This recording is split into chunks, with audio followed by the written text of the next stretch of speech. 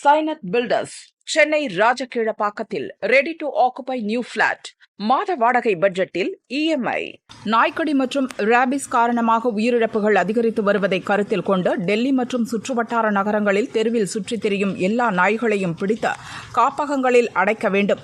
நாய் பிடிக்கும் பணியை தடுக்க முயல்பவர்கள் மீது நடவடிக்கை எடுக்க வேண்டும் என சுப்ரீம் கோர்ட் நீதிபதிகள் ஜே.பி. பர்திவாலா, ஆர். மகாதேவன் அடங்கிய பெஞ்ச் அதிரடி உத்தரவை போட்டது.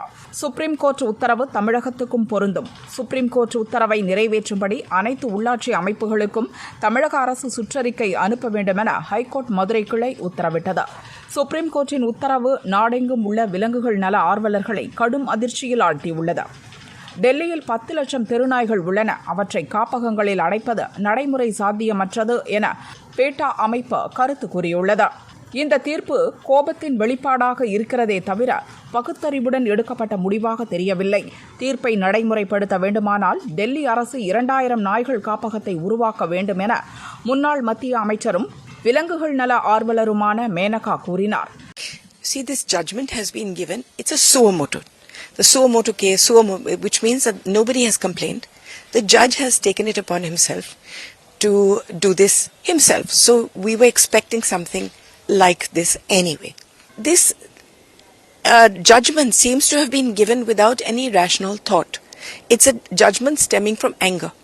And the odd part is that it's based on a newspaper clip of the reason why he put this suo motu is because he read in the newspapers that a child was attacked and killed by a set of dogs. Unfortunately, in that case, the child was not attacked and killed by dogs. The child and the parents have confirmed that the child died of meningitis.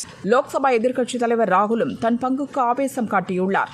அவர் வெளியிட்ட பதிவில் கூறியிருப்பதாவது: டெல்லி மற்றும் தேசிய தலைநகர் மண்டலத்திலிருந்து எல்லா தெருநாய்களையும் அகற்ற வேண்டும் என்ற சுப்ரீம் கோர்ட்டின் உத்தரவு நம்மை ஒரு படி பின்னோக்கி தள்ளியுள்ளது. பல சகாப்தங்களாக மனிதாபிமான அடிப்படையிலும் அறிவியல் ஆதாரங்களின் அடிப்படையிலும் உருவாக்கப்பட்ட கொள்கையிலிருந்து முரண்படுவதாக உள்ளது. இந்த வாயற்ற ஜீவன்கள் அழித்தொழிக்கப்பட வேண்டிய பிரச்சினைகள் அல்ல. காப்பகங்கள், கருத்தடை ஆபரேஷன், தடுப்பூசி மற்றும் சமூக பராமரிப்பு போன்ற நடவடிக்கைகளின் மூலம் தெருநாய்களை சித்திரவதைக்கு ஆளாக்காமல் பாதுகாப்பாக வைத்திருக்க முடியும்.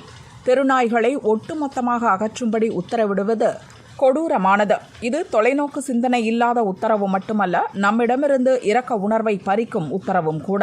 பொதுமக்களின் பாதுகாப்பையும் தெருநாய்களின் நலனையும் நம்மால் ஒருசேர உறுதி செய்ய முடியும் என ராகுல் கூறியுள்ளார்.